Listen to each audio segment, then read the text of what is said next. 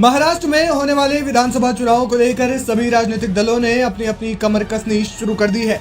वहीं अब इस चुनाव में दो अलग दलों के साथ चुनाव लड़ने की खबरें सामने आ रही है, क्योंकि यह जगजाहिर है कि राजनीति में पावर के लिए कुछ भी संभव है। दरअसल खबरें हैं उद्धव ठाकरे के नेतृत्व वाली शिवसेना और असदुद्दीन ओवैसी की पारिवारिक party all India Majlis-e-Ittehadul Muslimeen की, जिनके आपस में गठबंधन की चर्चा जोरों पर है।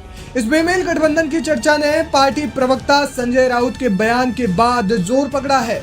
बीजेपी को हराने के लिए एकजुट होकर चुनाव लड़ने के ओवैसी के प्रस्ताव पर सकारात्मक संकेत देते हुए शिवसेना यूबीटी के नेता संजय राउत ने कहा कि पार्टी में इस संबंध में यदि कोई प्रस्ताव आएगा तो चर्चा होगी।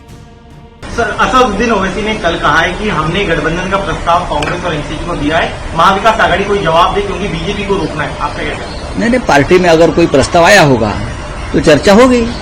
सूत्रों के मुताबिक संजय राउत ने इस बयान के जरिए अपनी पार्टी की बदलती चाहत और रणनीति दोनों के बारे में इशारा कर दिया है। किसी जमाने में हार्डकोर हिंदुत्व की पहचान रही शिवसेना अब दो टुकड़ों में बढ़ चुकी है।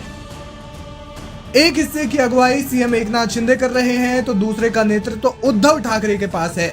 वहीं इस पर ऑल इंडिया मजलिस-ए-इत्तेहादुल मुसलमीन यानी कि एआईएमआईएम के मुखिया असदुद्दीन ओवैसी ने भी कहा कि उनकी पार्टी मजबूती से महाराष्ट्र का चुनाव लड़ेगी। ओवैसी ने कहा कि चुनाव के संबंध में उन्होंने महायुति के नेताओं से बातचीत की थी, लेकिन कोई जवाब नहीं आया। महाराष्ट्र में हमारे प्रदेश अध्यक्ष और पूर्व सांसद इम्तियाज जलील ने कांग्रेस के नाना पटोले और एनसीपी एसपी के नेता शरद पवार साहब को लेटर लिखा, क्या ये बात करिए हमसे। लेटर लिखे 1 महीना हो गया, हम भी नहीं चाहते कि महाराष्ट्र में फडणवीस और शिंदे की सरकार बने। हमने तो अपनी कोशिश कर दी है, अब उनको तय करना है। बाकी हमारी वहां पर मजबूत राजनीतिक पहुंच है। 3-4 दिन पहले इम्तियाज जलील ने मराठा आंदोलन के नेता मनोज जरांगे पाटिल से भी मुलाकात की थी। हम तो कोशिश कर रहे हैं कि हमारी पार्टी पर जो लोग सवाल उठाते थे अब उनको जवाब देना है। हमको तो अपनी पार्टी के लिए लड़ना पड़ेगा।